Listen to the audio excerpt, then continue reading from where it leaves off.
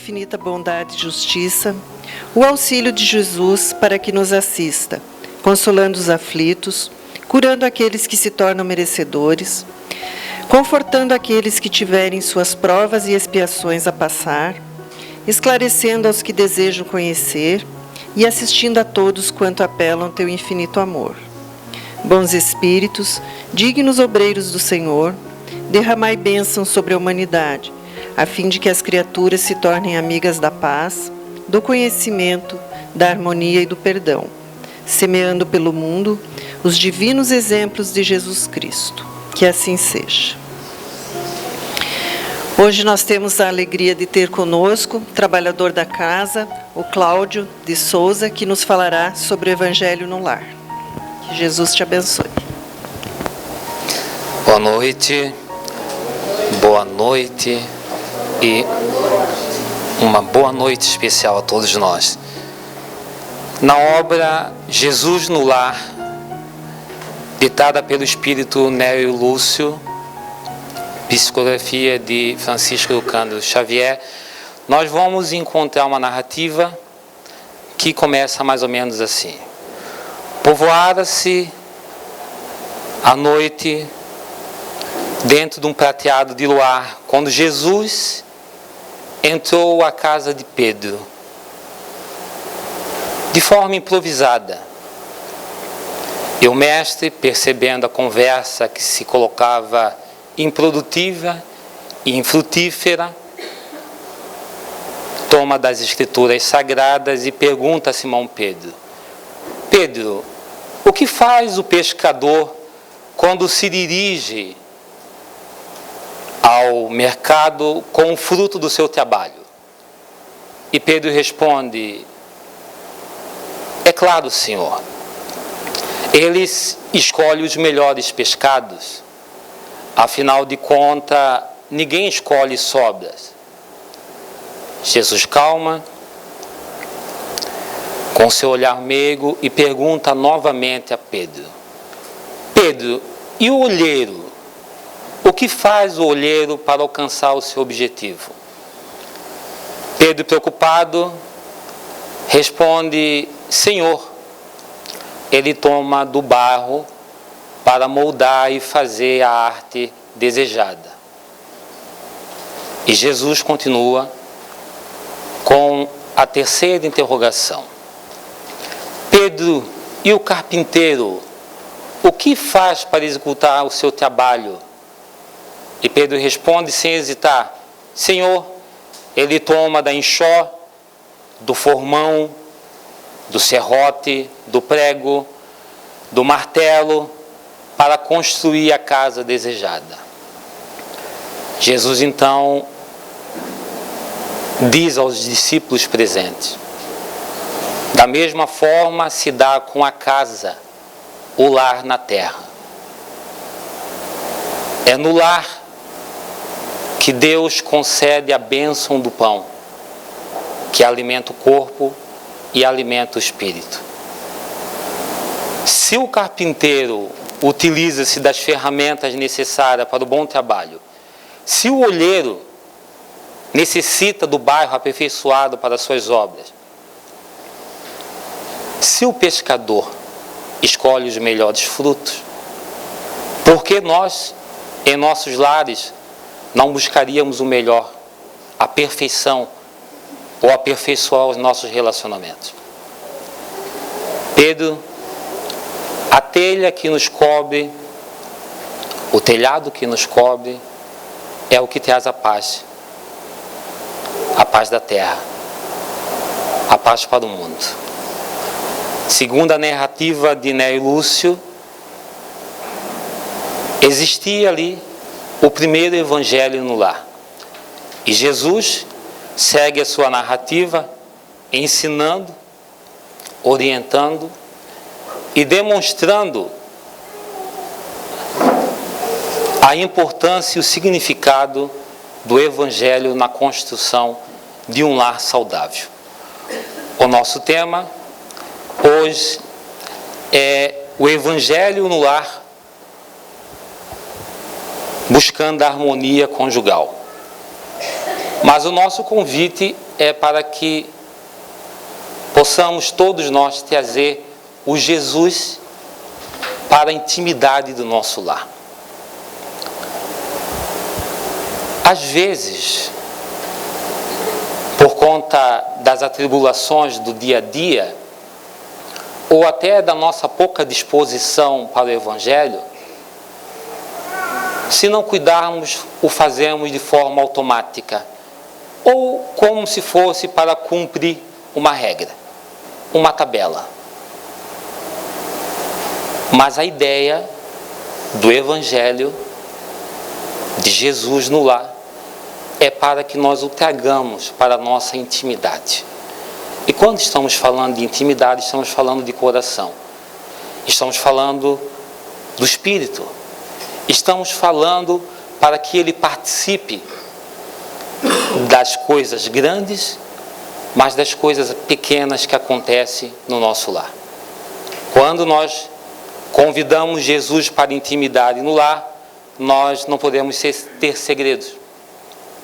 Não podemos esconder. Não podemos esquecer que a presença dele se faz toda vez que eu trouxer ela em minha mente ou no meu coração. Trazer Jesus para a intimidade do lar é convidá-lo para nos sustentar nas questões mais intrigantes e difíceis, aquelas que o diálogo não consegue resolver, seja de ordem emocional ou de ordem material. Trazer Jesus para a intimidade do lar é fazer com que ele participe por inteiro da nossa vida. Dentro do que nós nos dispomos a trazer para vocês, é preciso lembrar que os relacionamentos vêm nos cobrando de forma muito presente posturas, atitudes, virtudes das quais nem sempre ainda conquistamos. Mas os relacionamentos são os maiores desafios que encontramos, seja no trabalho, seja com os amigos, seja na sociedade, no centro espírita, em família, no lar. E mais particular o nosso tema, os relacionamentos conjugais. Não é à toa que, se não precisasse nos relacionarmos com os desafetos, ou aqueles que nos cobram um pouco mais de paciência, de benevolência, de atenção, não teríamos problemas, por assim dizer.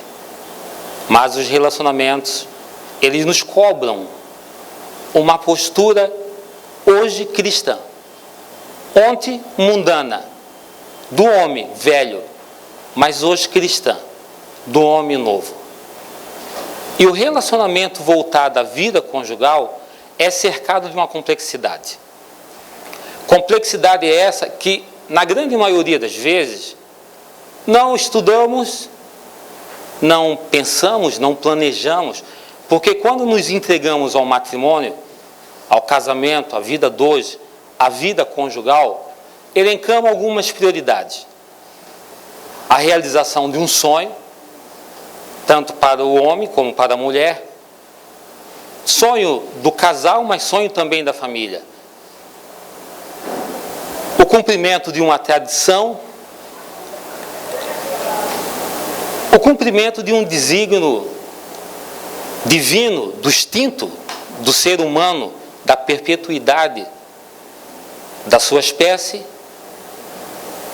e trazemos outros desejos e outros planos, mas não trazemos, por exemplo, a ideia de que um dia ficaremos mais velhos, doentes, de que a ilusão do conto de fada inicial, do príncipe e da princesa, há de chegar um dia que tomará outro rumo, e teremos filhos, famílias, problemas financeiros e como resolver essas questões. Dificuldade no diálogo, dificuldade na vida íntima do casal. O tempo certo. E tudo isso vamos descobrindo ao longo da convivência. Uns mais avisados, de forma mais equilibrada e harmoniosa. Outros menos avisados, de forma abrupta, instintiva, fazendo daquilo que era objeto de um sonho transformar-se num pesadelo. Fazendo daquilo que era para ser o lar, um ambiente de paz, transformar-se num campo de batalha. Então, é preciso nos dedicarmos a aprendermos. É por isso que o Edo veio aqui nos convidar à escola de casais. Porque ao longo da história da humanidade, a escola sempre esteve presente no processo pedagógico de ensinar e de aprender. Não há como se tornar um professor catedrático, um músico renomado, um cientista de destaque no seu meio, sem antes ter sentado no banco de escola. Não há como se formar um profissional, um perito, um especialista, um conhecedor de todas as áreas, sem que ele sente no banco de escola para estudar. E da mesma forma, nós precisamos fazê-lo em relação ao nosso lar, à nossa família e ao nosso relacionamento. Esse é um mistério que precisamos descobrir. Saber dos sonhos e o que passa pela cabeça, pelo coração do seu cônjuge depois de 10 anos é completamente diferente das épocas que antecederam, quando o sabor do enamoro nos tomava por inteiro. Então, é preciso nos dedicarmos ao estudo. Divaldo Franco vem nos falar numa obra da qual eu utilizarei para a nossa fala, Sexo e Consciência, de uma parceria. Vejam bem, senhores, o autor nos convida a uma reflexão de uma relação que se funda com um objetivo maior, uma causa nobre e mútua entre os dois cônjuges, uma parceria para a realização de um grande projeto chamado família aqui no planeta. Porque quando nós nos recolhemos aos nossos desejos, às nossas frustrações, às nossas verdades, e não olhamos a grandeza da relação, é muito provável encontrarmos só problemas e dificuldades. Porque como se permitíssemos que uma catarata de forma antecipada tomasse conta do nosso olhar, nós não enxergamos mais aquela moça jovem, a bela princesa ou príncipe, pelo qual eu me predispus a trilhar uma jornada. Quando o mal toma de assalto o nosso coração, e quando ele faz isso é porque nós geralmente permitimos, porque o mal é educado. Vocês já ouviram falar isso?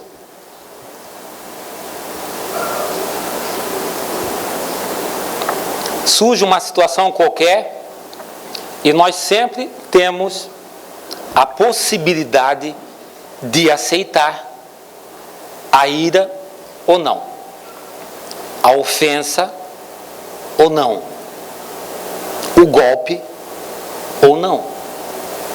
E quando nós aceitamos, achando que a razão é nossa, nós abrimos as frestas para o mal.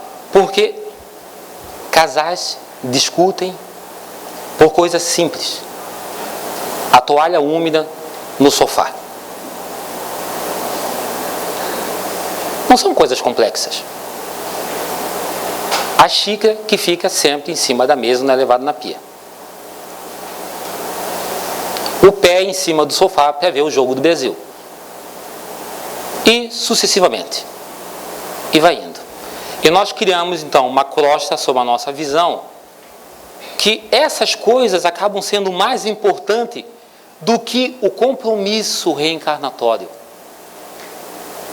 do que a possibilidade do lar se convertendo em pão, como diz Neo Lúcio, a mesa da tua casa é o lar do teu pão. A mesa é o lar do pão. Se a mesa é o lar do pão, a casa, o lar, é o nosso pão, é o alimento pelo qual Deus entra e nos convida a realmente trazermos a harmonia, a paz, não só para nós, mas para o mundo. Nela recebes do Senhor o alimento para cada dia.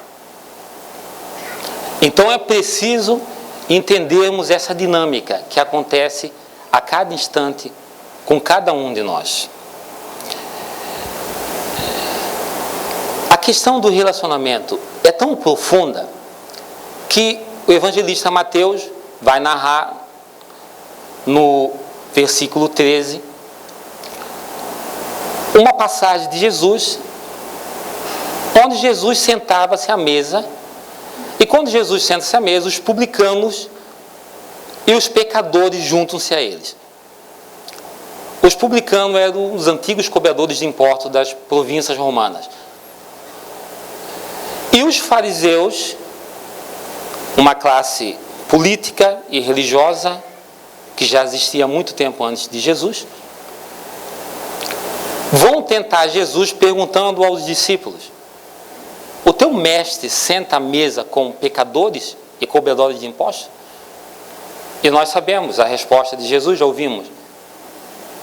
Jesus, ouvindo a conversa, vai dizer: não são os sãos que precisam de médicos, mas sim os doentes. Não são os sãos que precisam de médico, mas sim os doentes. Portanto, ide e aprendei o significado disso. Misericórdia, sim. Sacrifício, não. Misericórdia, sim. Sacrifício, não. Misericórdia dentro dos nossos lares. Perdão dentro dos nossos lares. Tem tantas vezes que temos tanta facilidade em relevar uma ofensa de um estranho e não temos a capacidade ou a misericórdia de perdoar aquele que amamos, que declaramos o amor e que não foi por acaso que está ali sob o mesmo teto que nos abriga. Quantas vezes cobramos o sacrifício da conduta diferente de filhos e esposas para satisfazer o nosso desejo, a nossa visão, a nossa percepção, aquilo que ao nosso olhar está errado, mas é um outro ser, outro espírito. E nessa conjugação de parceria, a qual o Divaldo fala, ambos vieram, sim, para aprender, para crescer, para resgatar, mas para cumprir a missão mais nobre, que é a perpetuação da espécie, que é a espiritualização das espécies aqui na Terra. como se um patrão nos desse uma tarefa. Leva a embalagem lá no outro lado da cidade, porque alguém precisa recebê-la daqui 30 minutos. Não importa se estiver chovendo, se ter trevoada, se ter alagamento. O que o bom trabalhador faz? Busca cumprir a tarefa. Então é preciso aprendermos essa dinâmica. Dentro de uma parceria, quem precisa ser o melhor? Porque no mundo nós sempre vimos isso, né? Quem é o melhor? Quem subiu no pódio? Quem está no primeiro lugar? Mas dentro de uma parceria, cada um faz a sua parte. Existem diversas tarefas que escolhemos ser melhor, atribuí-las para o homem e outras para a mulher. E dentro de um projeto divino, o alvo é a meta que precisa ser alcançada. Seja a educação dos filhos, seja a construção de um futuro digno para as novas gerações, por intermédio daquilo que os nossos filhos se alimentam dentro dos nossos lares. Então, não é incomum surgir confusão na nossa mente, e para quando isso acontece, nós precisamos voltar ao centro. Afinal de contas, Deus não dá migalhas para nenhum de seus filhos, nem muito menos uma tarefa que ninguém possa cumprir, nem muito menos um fardo tão pesado que ele não possa carregar. Deus dá para aqueles que ele confia a tarefa nobre, para honrar os seus filhos. Uma tarefa nobre: ser pai, ser um homem de casa, ser um companheiro, ser um amigo, ser um homem forte, equilibrado, sereno, doce, meigo, educado, que nos momentos de equívoco é humilde para curvar a cabeça e dizer: perdão, me perdoa, porque eu errei.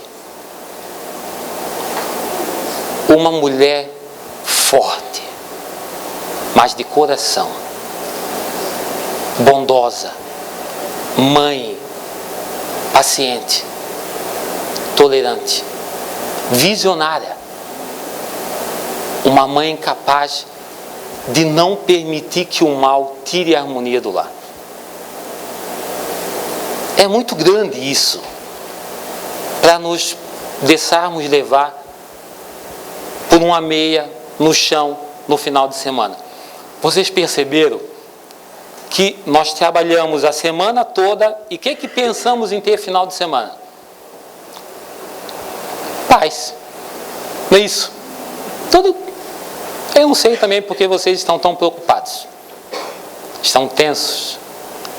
Nós trabalhamos a semana toda e nós esperamos chegar o quê?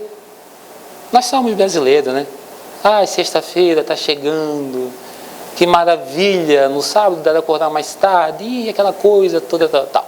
Então eu estou feliz da vida, trabalhei a semana toda. Olha, dificuldades a gente passa, problemas, e chega no sábado, acordamos, marido esqueceu a meia lá dentro do banheiro, pronto. A mulher pega e já, olha aqui, ó. Quando ela levanta e diz: olha aqui, esquece, já falou tudo. E dali já a possibilidade de desarmonia naquilo que nós esperamos a semana toda. Será que vale a pena? Não é a meia, é a harmonia, o equilíbrio, o bem-estar. Será que vale a pena por causa de uma meia? Mas ele sempre deixa a meia. Vocês, mulheres, devem estar pensando: ele sempre deixa a meia. Mas ficam felizes porque alguns deixam sapato, calça, meia e todas aquelas outras coisas que vêm depois. Então é preciso a gente observar isso, porque isso está ao nosso domínio, ao nosso controle, ao nosso equilíbrio. É muito simples isso. Não é a meia, não é o marido, a esposa, é o meu equilíbrio emocional, é a capacidade que eu tenho de absorver as tarefas que me são colocadas dentro do lar. Porque são pequenas tarefas que nos são ofertadas. E nós não vimos isso, nós vimos o problema. Mas já pensou você olhar assim, Senhor, de noite, graças a Deus, catei 5 meias hoje e não reclamei. Você sabe o valor disso? Você iria ficar muito mais felicitado do que dormir casal, um virado para um lado e outro para o outro. Com a tristeza no coração.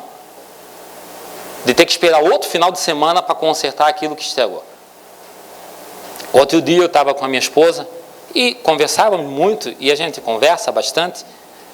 E como eu trabalho bastante com o Edu e o pessoal na área da família, no relacionamento conjugal, então eu me obrigo a fazer em casos que eu falo aqui. Quando eu esqueço, a minha esposa carinhosamente me lembra. Lembra do que você falou lá no centro? Quando ela fala isso, ai, dá uma dor. Dá uma dor, mas estávamos conversando e de repente, falando, a gente estava vendo algumas fotos, tal, quando éramos jovens, e eu tinha cabelo, porque a gente nasce com cabelo. Depois, você aceita que não tem mais cabelo. E eu deixei crescer a barba e ela ficou branca, então está complicado. Mas eu falei assim, eu chamo a minha esposa de Flor, e ela de Cheiro, me chama de Cheiro. Mesmo o dia que eu não estou cheiroso, ela me chama de Cheiro. Mas eu disse, Flor, olha, essa foto aqui, você era tão divertida. Quando eu disse você era tão divertida no passado, gente, 2 dias eu levei para consertar isso aí. Nem flor, nem buquê de flor adiantou. É uma palavra que talvez no dia a dia, na dinâmica do lar, no diálogo, nós não percebemos, mas isso pode soar e machucar o nosso cônjuge. Se quando nós falamos coisas sem querer, sem desejo, isso pode machucar, imagine quando nós fizemos isso de forma premeditada.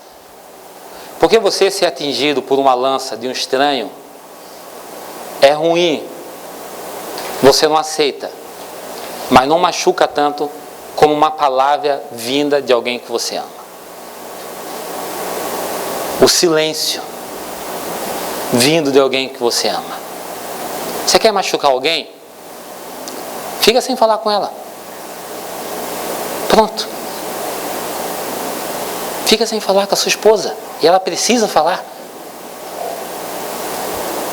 Divaldo diz que a improvidência faz com que famílias disfuncionais permitem que o desequilíbrio alcance os seus filhos, tire o equilíbrio do lar e tire a harmonia do lar. Disfuncionais. O que é a família disfuncional? Aquela que não funciona.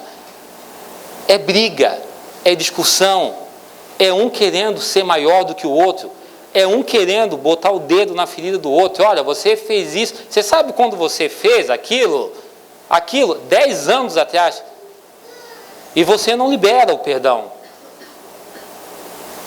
E você não constrói a harmonia, porque o que é a nossa casa, o nosso lar? Ou é madeira, ou é cimento. O que habita ou vai habitar dentro dela é a nossa construção diária, pela nossa percepção, pelo nosso querer. Se você determinar, no meu lar não vai haver mais brigas ou discussões, e todos concordarem e trabalharem para isso, não vai haver mais briga e mais discussões. Se você estabelecer, no meu lar não vai haver mais silêncio, no meu lar não vai haver mais agressão, no teu lar não vai haver mais agressão, porque um vai cuidar do outro, um vai lembrar o outro. Divaldo vai falar de uma experiência vivida por Chico Xavier, onde ele faz todo um apanhado da importância e do poder do Evangelho do Lar. Nós sabemos que o Evangelho no Lar ele traz o equilíbrio, a harmonia, ele limpa o ambiente, ele permite que a família se reúne, ele permite que o Evangelho venha para dentro do lar, ele permite que nós nos preparamos para os dias, as semanas. Ele dá uma possibilidade e oferece para nós uma proposta de uma conduta diferente. Essa é a construção do lar que nós percebemos. Mas eu trago para vocês aqui um vídeo para a gente visualizar a grandeza e como a espiritualidade trabalha quando estamos fazendo o Evangelho no lar. E Chico Xavier narrou uma experiência que lhe marcou toda a vida. Quando ainda relativamente jovem na mediunidade, em Pedro Leopoldo, aconteceu na cidade um hediondo crime. Um jovem foi assassinado, deixando a mãezinha viúva em solidão e em muita angústia. Ele procurou contribuir da melhor maneira possível para minimizar a dor da saudade e do choque experimentado pela genitora, agora em solidão.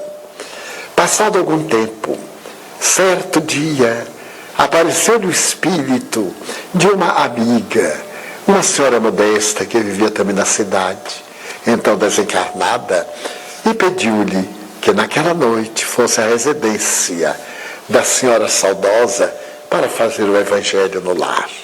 A bênção do Evangelho no lar. Chico não teve dúvida. A hora aprazada, digamos que às 20 horas, ele dirigiu-se à residência da senhora enlutada. E quando lá chegou, acompanhado por 2 ou 3 pessoas, explicou-lhe que ia fazer o estudo do Evangelho, dedicado ao seu filho e também ao seu coração dolorido. Ela foi tomada de uma grande emoção. Abençoou o momento, preparou a mesa modesta, colocando um pedaço de tecido, um vasilhame com água e alguns copos muito pobres.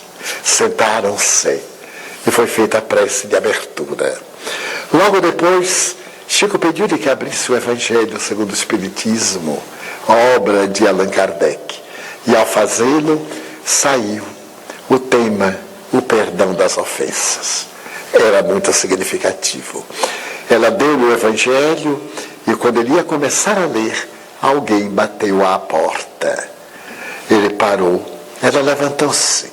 E quando chegou à porta, encontrou um mendigo. Um homem marcado pelo sofrimento, esfaimado, maltrapilho. E o homem disse: venho pedir uma esmola, estou com muita fome. Ela redarguiu que naquele momento, exatamente naquele momento, não lhe poderia oferecer um alimento, um jantar, porque ia orar a Deus. Estava fazendo o estudo do Evangelho. Ele não gostaria de participar. Embora o homem não entendesse, no seu estado de deplorável necessidade aqueceu. E sentou-se na modesta sala. Chico começou a ler o Evangelho. A dulce da palavra caía no ambiente silencioso como bátegas de luz. Depois que terminou a página, ele fez a interpretação e passou a palavra à mãezinha saudosa. Com muitas lágrimas, ela agradeceu a Deus o sofrimento que estava passando, explicando que devia ter uma razão que lhe escapava, a lei de causa e efeito, mas que ela perdoava o criminoso do mais íntimo do coração. Ela perdoava o indivíduo que arrebatou a vida do seu filho querido. Podia imaginar o que ele iria sofrer. E por isso mesmo, no íntimo dos seus sentimentos, ela tinha também na condição de filho. As lágrimas prosseguiram e o culto também. Então foi feita a vibração final, a magnetização da água, que foi dividida. No silêncio que se fez natural, antes que ela se levantasse para atender o mendigo, ele perguntou-lhe: a senhora é a mãe do morto? A mãe do assassinado? Ela disse: sou, meu filho, sou eu. O homem tirou-se-lhe aos pés e disse: eu sou o assassino. Fui eu quem o matou. Eu tenho isto. Já que a senhora me perdoou, sem eu ter necessidade de pedir-lhe perdão, eu tenho que me reabilitar. Eu agradeço o alimento que a senhora me vai dar, mas agora mesmo eu vou apresentar minhas autoridades. E saindo da casa modesta, ele foi à delegacia de polícia, onde confessou o crime. Naquela madrugada, ou na madrugada do dia seguinte, quando o Chico estava orando, o desencarnado apareceu-lhe e disse-lhe: Chico, muito obrigado. Fui eu quem levou o irmão assassino à nossa casa para que ele ouvisse minha mãe perdoá-lo do âmago do seu coração.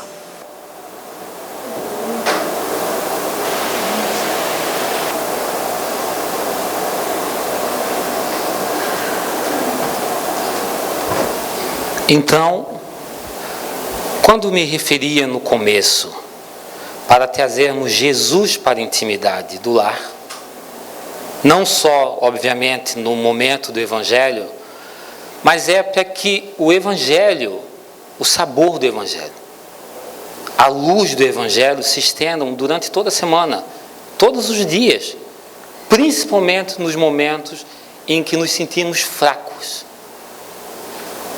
e talvez até pendentes a cometer os atos e ações que não queremos mais. Porque não queremos mais agredir, não queremos mais machucar, não queremos mais ser o mesmo de ontem. E tem momentos que nós precisamos convidar Jesus, sim. E o diálogo é uma das melhores soluções para qualquer conflito.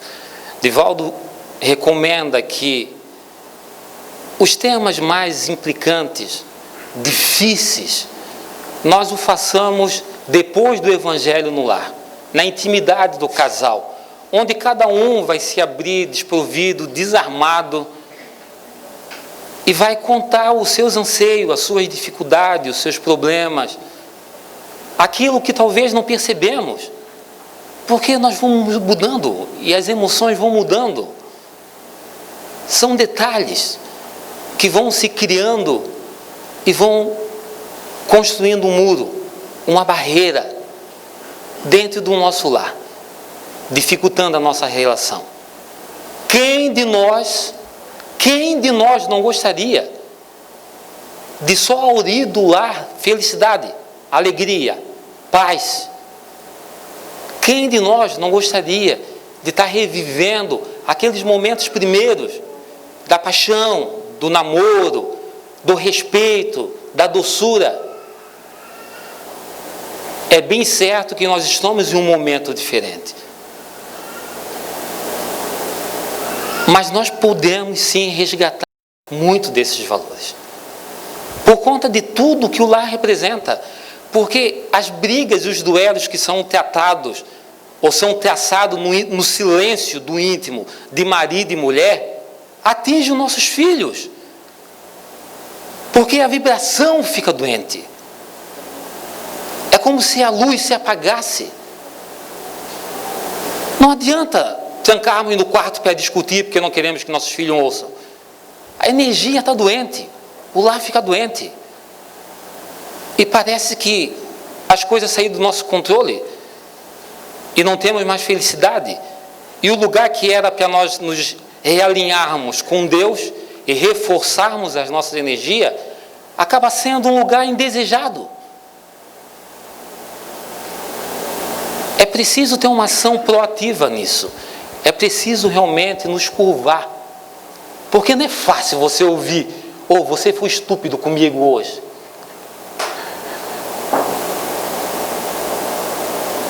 Mas se nós formos: "Perdão, vou tentar amanhã ser diferente. Você falhou comigo ontem. Perdão, vou tentar ser diferente." Porque um caminho nós já sabemos, que é o desequilíbrio, a briga e o desencanto. O outro caminho é a proposta de Jesus, que não vem por acaso e não é tão fácil. Muitos chamados, poucos os escolhidos. Não é tão fácil como parece. Mas quando temos Jesus ao nosso lado, quando nós evocamos o nome dele dentro do nosso lar, Senhor, me ajuda, vá à minha frente, eu não sei o que fazer, eu até queria explodir, mas eu não quero mais isso, me ajuda. Você fazendo isso, a mansidão já vai tomar conta do teu coração. Para finalizar, Divaldo conta outro caso de um senhor que vai o procurar no término de uma palestra que ele proferia em Nova York. E esse senhor falou: Divaldo, eu soube que o senhor percorre o mundo todo e conversa com muitas pessoas, e eu gostaria que o senhor contasse a minha história. E Divaldo falou: se for útil e bom, eu obviamente contarei. E então esse homem começa a narrar a sua história, dizendo que vivia 18 anos casado com a sua esposa, mas o tempo havia tirado o brilho da relação. E o casal chegou num estágio tal que não havia mais relação íntima. Dormiam no mesmo quarto, deitavam na mesma cama, mas já não existia mais uma vida conjugal.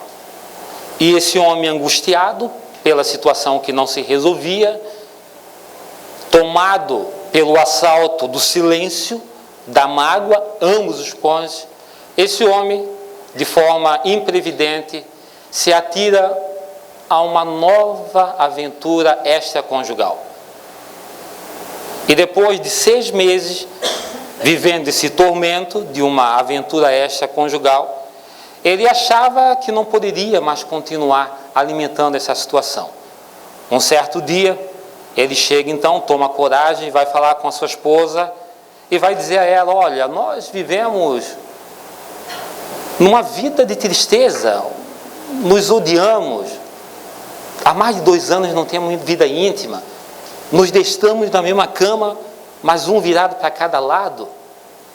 Então eu resolvi lhe falar que eu tenho uma outra pessoa da qual eu quero me casar. E a esposa toma-se de um surto de nervosismo e quebra tudo aquilo que está ao seu redor. O homem sai. No dia seguinte ele chega em casa, a sua esposa está debruçada numa escrivania escrevendo, sem comentar nada. No outro dia, a esposa torna a estar no mesmo lugar, numa escrivania, escrevendo. E ele fica intrigado porque ela não era de escrever tanto. No terceiro dia, a mesma coisa, e ele pergunta: daí, você já pensou sobre a minha proposta? Porque ele havia feito uma proposta de se separar, deixar a mansão para a esposa, uma boa pensão, um carro de luxo e metade da empresa, haja vista que era um empresário bem-sucedido. Ela disse: eu pensei e vou lhe fazer uma outra proposta.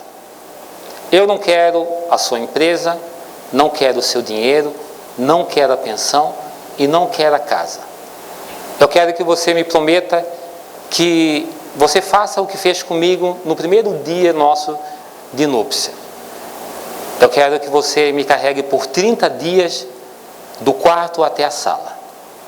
E ele ficou irritado com o tamanho absurdo que ela estava pedindo.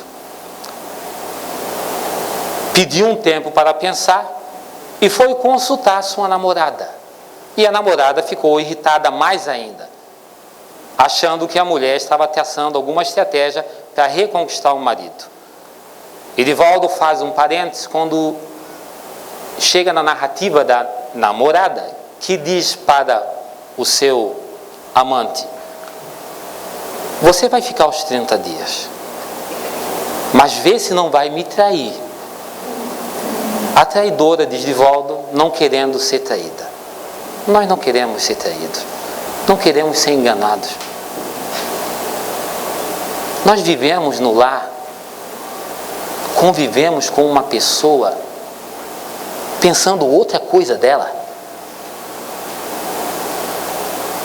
Nós sentamos à mesa com uma pessoa pensando outra coisa dele. Lá vai esse chato falar de novo sobre esse negócio. Não é digno de um cristão. Não é digno de um cristão isso. Mas Divaldo continua a narrativa, dizendo que o homem volta para casa e aceita o acordo. Afinal de contas, um divórcio amigável, sem litígio, ficaria muito mais fácil. E a mulher, então, concorda e pede, olha, haja vista que o nosso filho está prestes para entrar na faculdade e uma separação iria desequilibrá-lo, então fizemos o acordo. Primeiro dia, ele vai lá, carrega a mulher do quarto para a sala. Segundo, terceiro. Quando chega no 20º dia, ele sente algo diferente nela, porque ela havia emagrecido um pouco. 21º dia, ela colocou um vestido do que ele mais gostava. 25º dia, ela usa um perfume, o mesmo perfume que utilizou na lua de mel. 26º dia, ela torna a usar um novo vestido. 28º dia, ela observa e ele está olhando quando ela está no espelho se arrumando. E ele, na narrativa dele, diz que começou a perceber o olhar, o cabelo, a doçura. Ele começou a enxergar aquela mulher que não foi embora. Ele não conseguia mais ver. Aproximados os 30 dias, a amante contava no calendário o prazo a se findar. Mas algo foi mudando na percepção desse homem.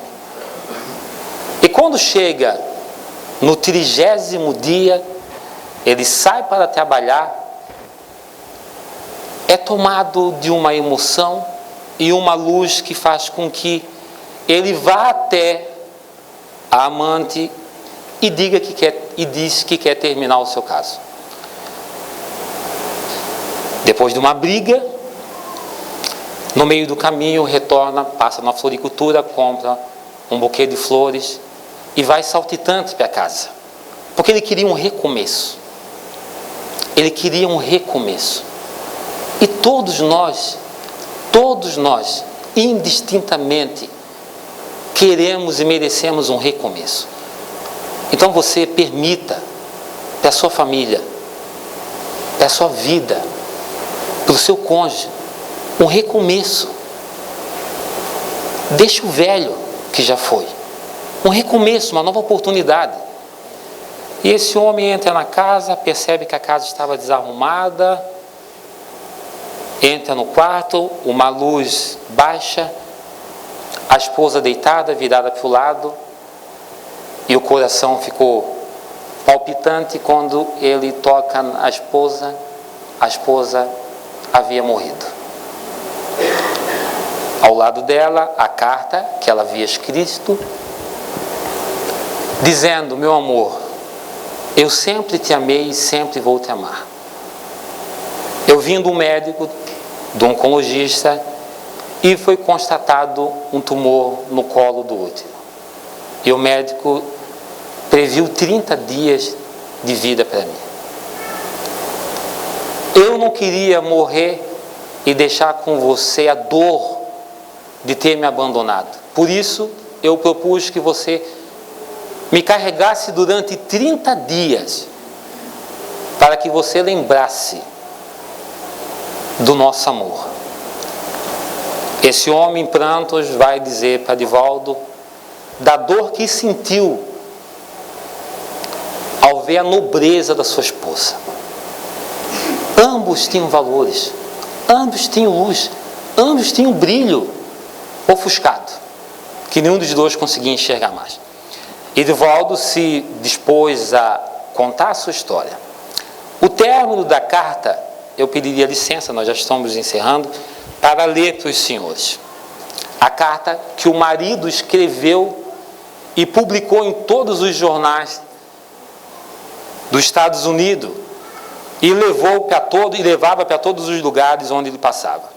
E a carta diz assim: todos vocês que possuem um parceiro ou uma parceira, tenham mais tolerância nos relacionamentos conjugais.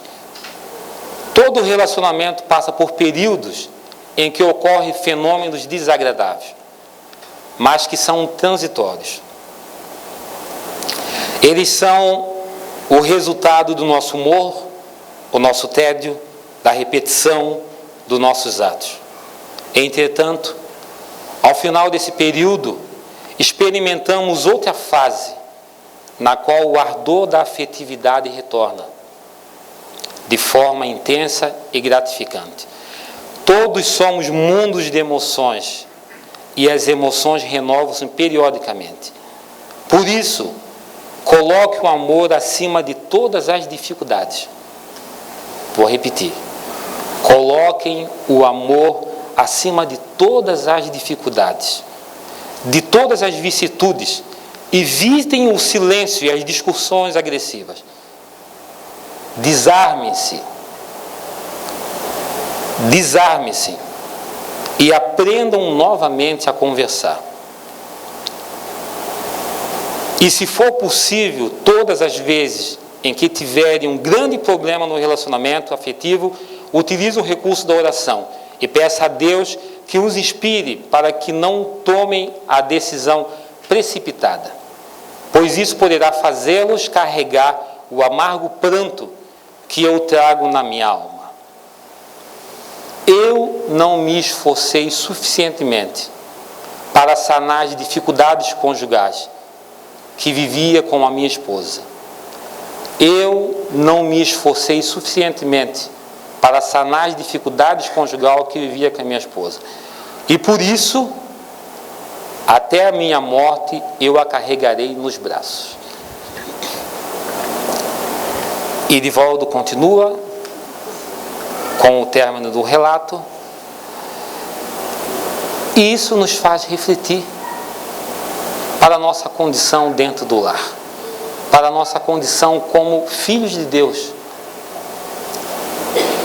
Que nós possamos todos, ao término da nossa caminhada terrena, guardar no peito não a dor da mágoa, mas o sabor da vitória de não ter desistido. Não desista do seu casamento, não desista do seu lar, não desista da tua esposa e do teu esposo, não desista do filho, porque a nossa história, ela pode ser mudada e pode ter um novo rumo a partir de hoje, a partir de agora. Não desista não, porque Deus, o nosso anjo guardião, Jesus e os bons espíritos nos esperam para um dia em que retornaremos e tomaremos a consciência da nossa encarnação. Que nós possamos guardar esse carinho no coração, que Jesus realmente, na sua infinita bondade, possa construir um amor novo dentro dos nossos corações. É o que eu peço para cada um de vocês. Muita paz. Agradecemos ao Cláudio os ensinamentos, as mensagens desta noite.